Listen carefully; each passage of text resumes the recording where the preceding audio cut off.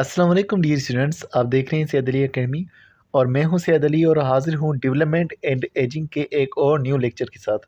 आज की इस वीडियो के अंदर हम जिस टॉपिक का डिस्कस करने वाले हैं वो है हमारे पास ऑर्गेनोजेनेसिस और उसके बाद हम न्यूरोलेशन का डिस्कस करेंगे। पहले अगर हम ऑर्गेनोजेनेसिस की बात करें, इसके अंदर जो लफ्ज़ मौजूद हैं वहीं से आपको इसका मतलब समझ आ जाएगा। ऑर्गेनो का मतलब होता है सिंपली ऑर्गन्स और जेनेसिस का मतलब होता है डेवलपमेंट, फॉर्मेशन या ओरिजिन जिसको हम कहें। तो ऑर्गन्स का डेवलप होना, ऑर्गन्स की फॉर्मेशन होना, इस प्रोसेस को ऑर्गेनोजेनेसिस कहा जाएगा। यही बात लिखी हुई कि ऑर्गेनोजेनेसिस एक ऐसा प्रोसेस होता है जिसके अंदर ऑर्गन फॉर्मेशन होती है। और ऑर्गन जो है, एक अडल्ट में तो फॉर्मेशन उसकी नहीं हो रही होती, तो ऑर्गन की फॉर्मेशन होती है जब कोई एम्ब्रियो डेवलप हो रहा होता है। माँ के पेट के अंदर जब एम्ब्रियो बन रहा है तो उसके अंदर मुख्तलिफ टिश्यूज़, मुख्तलिफ ऑर्गन्स बन रहे हैं। तो ऑर्गन्स का बनना ये ऑर्गेनोजेनेसिस कहलवाएगा।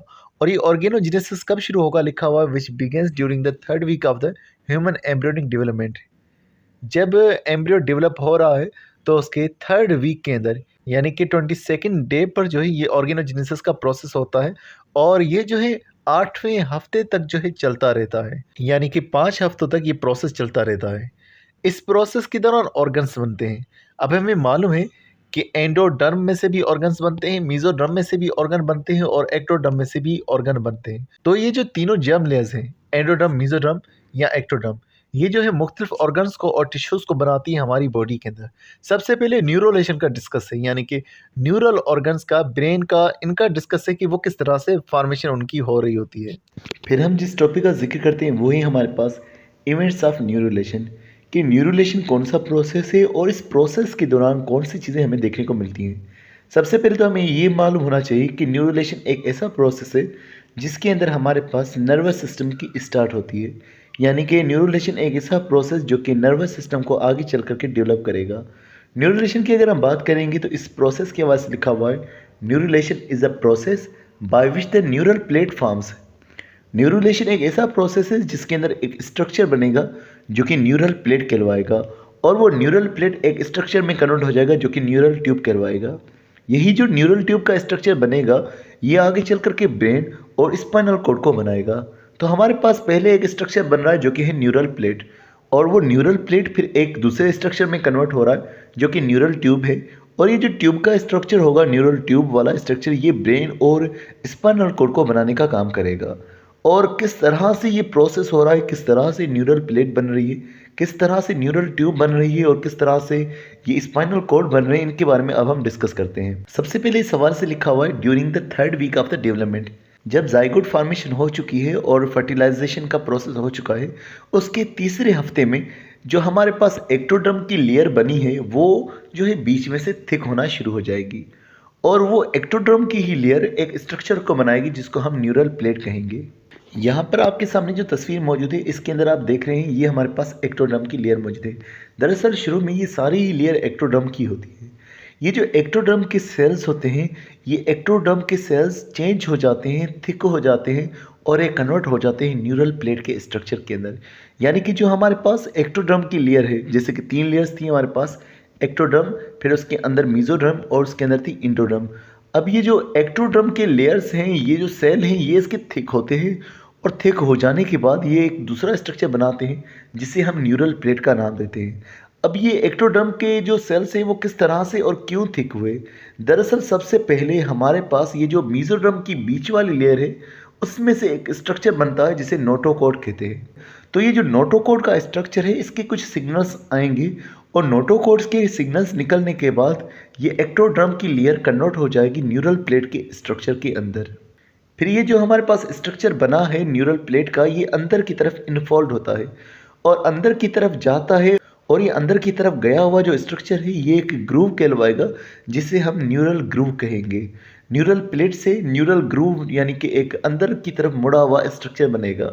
और दूसरी चीज़ आप ये भी ध्यान में रखेंगे कि एक्टोड्रम और ये न्यूरल प्लेट, इन दोनों के दरमियान में कुछ सेल्स मौजूद हैं जो कि किनारों पर मौजूद है, एक यहाँ इस किनारे पर और दूसरा इस किनारे पर। ये सेल्स भी नए बने हैं जिन्हें हम न्यूरल क्रेस्ट कहेंगे। ये सेल्स भी आगे चल करके कुछ मज़ीद स्ट्रक्चर्स को डेवलप करेंगे। तो अगर हम कहें कि हमारे पास जो एक्टोड्रम मौजूद है वो एक तो न्यूरल क्रेस्ट के सेल्स को बना रही है और दूसरा ये न्यूरल प्लेट के स्ट्रक्चर को बना रही है। आगे चल करके ये आपस में हिस्से जुड़ जाएंगे और ये क्रेस्ट सेल जो हैं ये भी आपस में जुड़ जाएंगे। अगर हम बात करेंगे न्यूरल ट्यूब के बारे में, ये कैसे बनी, तो ये जो सेल्स आपस में करीब आ रहे थे ये जुड़ करके इन्होंने ट्यूब बना दी जो कि न्यूरल ट्यूब कहलवाएगी। यही ट्यूब आगे चल करके हमारे पास सीएनएस यानी कि ब्रेन और स्पाइनल कॉर्ड को बनाएगी। बाकी ये जो न्यूरल क्रेस्ट के सेल्स हैं ये आगे चल करके पीएनएस और भी कई ज़्यादा चीज़ों को ये बनाने का काम करेंगे। यहाँ पर अगर आप देखेंगे तो लिखा हुआ है मीजोडर्म ड्राइव्ड नोटोकॉर्ड। नोटोकॉर्ड जो है वो मीजोडर्म में से बना है। फिर उसके बाद एक ऊपर लेयर बन जाएगी एपिडर्मिस जो कि हमारे पास एक्टोडर्म में से बनेगी। उसके अलावा आप जो है यहाँ पर सोमाइट्स को देख रहे हैं, ये कुछ मीजोडर्म के दूसरे सेल्स भी बनेंगे जो कि आगे चल करके हमारे पास स्ट्रक्चर्स को डेवलप करेंगे जो कि हमारे पास मसल्स होंगे। और ये न्यूरल ट्यूब का स्ट्रक्चर जो कि हमारे पास ब्रेन और स्पाइनल कॉर्ड को डेवलप करेगा। तो वही बातें यहाँ पर लिखी हुई हैं कि जो न्यूरल प्लेट का स्ट्रक्चर है वो इन्वेजिनेट होगा यानी कि अंदर की तरफ जाएगा, या जिसको हम कहें कि वो फोल्ड होगा अंदर की तरफ, और वो स्ट्रक्चर्स को बनाएगा जिन्हें हम न्यूरल ग्रूव्स कहेंगे। अब ये जो न्यूरल ग्रूव्स के स्ट्रक्चर्स बनेंगे ये एम्ब्रियो के बीच में से बनते हैं। याद रखिएगा ये न्यूरल प्लेट का जो स्ट्रक्चर आगे चलकर डेवलप होगा ये एम्ब्रियो के बीच में ही स्ट्रक्चर डेवलप होगा। और इसके बारे में मज़ीद लिखा हुआ है, as the neural plate continues to invaginate, the raised neural force on either side of the neural groove start to elevate and approach each other until they eventually fuse together, forming the neural tube. यहाँ पर ये बात लिखी हुई है कि पहले ये हमारे पास स्ट्रक्चर बना जो कि न्यूरल प्लेट का था, इसके अंदर जो है वो अंदर की तरफ फोल्ड हुए हैं तो इस तरह से स्ट्रक्चर्स बने। फिर ये थोड़ा सा ऊपर आए हैं इस तरह से और इन्होंने एक ट्यूब का स्ट्रक्चर बना दिया है जो कि हमारे पास बन गई एक न्यूरल ट्यूब। फिर मज़ीद लिखा हुआ है, as the neural tube is forming some of the cells at the edge of the neural plate start to break away and migrate to form the neural crest. जैसे ही न्यूरल ट्यूब का structure हमारे पास बन रहा होता है उस दौरान न्यूरल प्लेट के एजेस पर यानी कि न्यूरल प्लेट के किनारों पर कुछ सेल्स होते हैं जो कि सेपरेट हो जाते हैं और फिर वो कुछ और सेल्स को बनाते हैं जिन्हें हम न्यूरल क्रेस्ट कह रहे हैं। अब यहाँ पर ये ध्यान में रखिएगा कि एक्टोडर्म में से हमारे पास दो हिस्से हासिल हुए हैं। एक हमारे पास हासिल हुआ है न्यूरल ट्यूब का स्ट्रक्चर और दूसरा हमारे पास हासिल हुआ है वह न्यूरल क्रेस्ट का स्ट्रक्चर। अगर हम बात करते हैं इस न्यूरल क्रेस्ट के हवाले से तो लिखा हुआ है कि ये कई ज़्यादा सेल्स को जो है सेल्स की किस्म को जो है ये राइज करेगा, यानी कि इसमें से कई ज़्यादा सेल्स की किस्में बनेंगी। अब ये ज़हन में होना चाहिए कि जब किसी सेल में से मुख्तलिफ सेल्स बनते हैं तो इस प्रोसेस को हम सेल डिफरेंटिएशन कहते हैं। तो सेल डिफरेंटिएशन के ज़रिए से कई ज़्यादा सेल्स जो है यहाँ से बनना शुरू हो जाएंगे। अब इस न्यूरल क्रेस्ट में से जो मेनली यहाँ पर बयान किया गया है कि इसके अंदर से क्रेनियल और स्पाइनल नर्व्स बनेगी।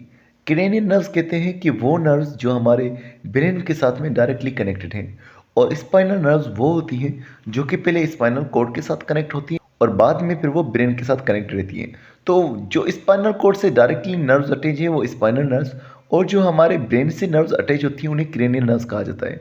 उसके अलावा लिखा हुआ है कि स्कल के कुछ हिस्से और उसके अलावा फेस के कुछ हिस्से और पिगमेंटेड सेल्स यानी कि जो हमारे मेलेनोसाइट्स हैं उनको भी ये न्यूरल क्रेस्ट बना रहा होता है। आगे वैसे एक पूरा चार्ट बना हुआ है जिसके अंदर न्यूरल क्रेस्ट के सेल्स के हवाले से मौजूद है। मज़े लिखा हुआ है कि जो न्यूरल ट्यूब बनेगी ये फिर सेगमेंटेशन के अंदर जाएगी, यानी कि न्यूरल ट्यूब में से भी कई ज़्यादा सेल्स बनेंगे, कई ज़्यादा इसमें से भी हिस्से बनेंगे। और मज़े लिखा हुआ है कि फिर ये कुछ हिस्सों को बनाएगी न्यूरल ट्यूब। जैसे कि मिसाल के तौर पर ये हमारे पास एम्ब्रियो है, ये जो न्यूरल ट्यूब का स्ट्रक्चर बना था ये एम्ब्रियो की मिड लाइन में यानी कि इसके बीच के अंदर ये स्ट्रक्चर बना हुआ है। अब ये जो बीच के अंदर न्यूरल ट्यूब का स्ट्रक्चर ये मौजूद है, इसके दो हिस्से होंगे, एक इसका ऊपर वाला हिस्सा होगा और एक इसका नीचे वाला हिस्सा होगा। ये जो ऊपर वाला पार्ट होगा इसका ये ब्रेन को राइज करेगा यानी ब्रेन को डेवलप करेगा, और इसका ये जो नीचे वाला हिस्सा होगा ये स्पाइनल कॉर्ड को डेवलप करेगा। इसी के हवाले से आगे बयान किया गया है। तो लिखा हुआ है कि ये जो है नर्वस सिस्टम के मुख्तलिफ हिस्सों को डेवलप करेगा। नर्वस सिस्टम यानी कि यहाँ पर अब सीएनएस की बात हो रही है कि सीएनएस यानी कि सेंट्रल नर्वस सिस्टम वो डेवलप होगा हमारे पास इस न्यूरल ट्यूब में से, और जो पेरिफेरल नर्वस सिस्टम है वो इस न्यूरल क्रेस्ट के सेल्स में से डेवलप होगा। तो अगर यहाँ पर देखेंगे वही बात लिखी हुई है कि जो न्यूरल ट्यूब है उसका जो एंटीरियर एंड होगा यानी कि इसका ऊपर वाला पार्ट जो होगा वो ब्रेन को बनाएगा, पोस्टीरियर एंड जो इसका पीछे वाला पार्ट होगा नीचे वाला पार्ट होगा वो स्पाइनल कॉर्ड को बनाएगा। अब यहाँ पर मज़े लिखा हुआ है कि जो न्यूरल ट्यूब का स्ट्रक्चर है ये पहले इस तरह से ओपन स्ट्रक्चर था, वो दोनों तरफ से यानी कि अपने हेड रीजन से भी, ऊपर वाले तरफ से भी और नीचे वाले तरफ से यानी कि जो टेल रीजन है जिसको क्वाड्रल एंड कह रहे हैं उन दोनों जगहों से वो बंद होगा। सबसे पहले इस ट्यूब का जो है क्रेनियल रीजन यानी कि हेड रीजन वो फर्स्ट जो है क्लोज होगा। उसके बाद जो टेल रीजन होगा यानी कि क्वाड्रल रीजन होगा वो बंद होगा। फिर अगर हम बात करते हैं न्यूरल क्रेस्ट और न्यूरल क्रेस्ट के सेल्स का कि इनके साथ क्या मामला होगा, लिखा हुआ है कि एम्ब्रियोनिक डेवलपमेंट के दौरान न्यूरल क्रेस्ट जो है वो ट्रांजिएंट होता है यानी कि वो आर्जी तौर पर न्यूरल क्रेस्ट मौजूद होता है। फिर उसके अंदर डिफ्रेंशिएशन मौजूद होती है तो वो मुख्तलिफ सेल्स में कन्वर्ट हो जाता है। न्यूरल क्रेस्ट के जो सेल्स हैं वो अलग अलग सेल्स में तब्दील हो जाते हैं। तो लिखा हुआ है highly migratory population of cells that arises from the neural plate and give rise to diverse array of the cell types and tissues। Neural plate में से ये अराइज होने वाला स्ट्रक्चर है न्यूरल क्रेस्ट का, और फिर इसमें से कई ज़्यादा सेल्स और टिश्यूज अराइज हो रहे हैं। पहले एक्टोडर्म बनेगी, उसमें से हमारे पास ये न्यूरल प्लेट का स्ट्रक्चर बनेगा। फिर उसी न्यूरल प्लेट में से हमारे पास एक तो सीएनएस का सिस्टम बन रहा है, और उसके अलावा ये हमारे पास जो है न्यूरल क्रेस्ट के सेल्स इसी न्यूरल प्लेट में से सेपरेट होकर के अलग से ये सेल्स मुख्तलिफ ऑर्गन्स को बना रहे हैं। अगर हम बात करेंगे तो लिखा हुआ है सबसे पहले क्रेनियल नर्व गैंग्लिया। गैंग्लिया दरअसल कहा जाता है ग्रुप ऑफ सेल्स को। क्रेनियल नर्व्स यानी कि वो नर्व्स जो कि अराइज होती हैं ब्रेन में से डायरेक्टली, तो उनको ये बनाने का काम करा। लिखा हुआ है sensory and autonomic ganglia of the cranial nerves. ये जो क्रेनियल नर्व्स है जो सर से अराइज होंगी, जो ब्रेन से अराइज होंगी, उनमें सेंसरी नर्व्स होंगी और ऑटोनॉमिक नर्व्स होंगी, उन्हें ये बनाने का काम कर रहा होगा। उसके अलावा लिखा हुआ है कि ये एड्रेनल मेडुला के स्ट्रक्चर को भी बनाएगा। एड्रेनल मेडुला के स्ट्रक्चर को किस तरह से बनाएगा कि ये कुछ सेल्स को बनाएगा जिन्हें क्रोमेफिन सेल्स कह रहे हैं। ये क्रोमेफिन सेल्स जो है ये एड्रेनल मेडुला को बनाएंगे, यानी कि न्यूरल क्रेस्ट में से ये क्रोमेफिन सेल्स बन रहे हैं, वो फिर एड्रेनल मेडुला को बनाएंगे। जब एड्रेनल मेडुला का स्ट्रक्चर बन जाएगा फिर वो कुछ हार्मोन्स को रिलीज करेगा जैसे कि एपिनेफ्राइन और नॉर एपिनेफ्राइन। हम पहले इनके काम के हवाले से डिस्कस कर चुके हैं कि एपिनेफ्राइन का हार्मोन जो है फाइट और फ्लाइट के दौरान हमारी बॉडी को प्रिपेयर करने के लिए, लड़ने के लिए प्रिपेयर करने के लिए ये हार्मोन रिलीज होता है।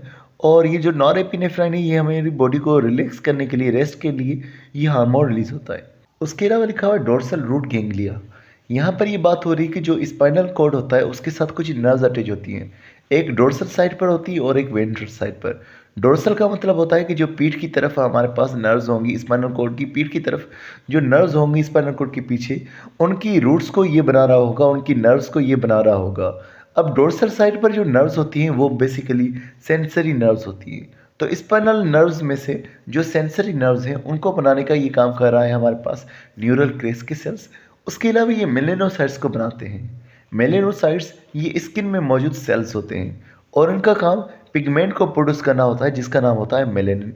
तो मेलेनोसाइट मेलेनिन को प्रोड्यूस करेंगे और मेलेनिन पिगमेंट है यानी कलर देगा, ये स्किन को, हेयर को और आई को कलर देने का काम करेगा। उसके अलावा ये जो है स्केलेटल और कनेक्टिव टिश्यूज को बनाने का भी काम कर रहा होगा। अब ये पूरी बॉडी के स्केलेटल सिस्टम को डेवलप नहीं कर रहे, बल्कि ये जो फेस और स्कल के रीजन है वहाँ के कनेक्टिव टिश्यूज को डेवलप कर रहे हैं। लिखा हुआ है cartilage, bones and connective tissues of face and school.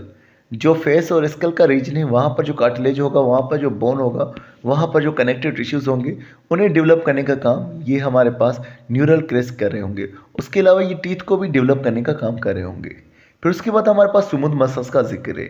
अगर हम स्मूथ मसल्स की बात करेंगे तो स्मूथ मसल्स के अंदर यहाँ पर यह जिक्र किया गया है कि जो हमारे पास कुछ आर्टरीज हैं जो आरोटिक आर्क से बिलोंग करती हैं, उन आर्टरीज को भी डेवलप करने का काम ये कर रहा होता है। उसके अलावा कुछ और सेल्स का जिक्र है जिसे कि शेवान सेल्स। हमें मालूम है कि जो एक्सोन होता है, एक्सोन के ऊपर एक लेयर होती है जिसे माइलिन शीट कहते हैं। तो वो सेल्स जो माइलिन शीट को बनाते हैं उन्हें शेवान सेल्स कहा जाता है। तो शेवान सेल्स को बनाने का काम जो है ये भी इन्हीं हमारे पास न्यूरल क्रेस्ट सेल्स का है। लिखा हुआ है myelin sheath forming cells around axons in the peripheral nervous system. PNS के अंदर जो एक्सॉन्स हैं उनके ऊपर जो माइलिन शीट होगी उन्हें बनाने वाले ये सेल्स होंगे। उसके अलावा लिखा हुआ है enteric nervous system. Enteric nervous system वो सिस्टम होता है हमारे पास जो गैस्ट्रो इंटेस्टिनल ट्रैक्ट को कंट्रोल कर रहा होता है। तो जो हमारा गैस्ट्रो इंटेस्टिनल ट्रैक्ट है यानी कि जो हमारा डाइजेस्टिव ट्रैक्ट है जिसके अंदर हमारे पास एसोफेगस आ जाता है, उसके अलावा स्टमक, स्मॉल इंटेस्टाइन आ जाते हैं, तो वो नर्व्स जो इन्हें कंट्रोल कर रही उन्हें बनाने का काम भी ये हमारे पास न्यूरल क्रेस्ट के सेल्स का होता है। तो हमने ये डिस्कस किया कि मुख्तलिफ सेल्स को बनाने का काम न्यूरल क्रेस्ट कर रहे हैं जो कि एजेस ऑफ न्यूरल प्लेट में से अलग होते हैं। न्यूरल प्लेट के किनारों में से अलग होने वाले सेल्स आगे मुख्तलिफ सेल्स में कन्वर्ट हो रहे हैं। तो डियर स्टूडेंट्स, आज की वीडियो में बस इतना ही था। उम्मीद करता हूँ आपको वीडियो पसंद आई होगी। इंशाल्लाह मिलते हैं कल दोबारा न्यू वीडियो के साथ। तब तक अपना बहुत सारा ख्याल रखिएगा। अस्सलाम वालेकुम।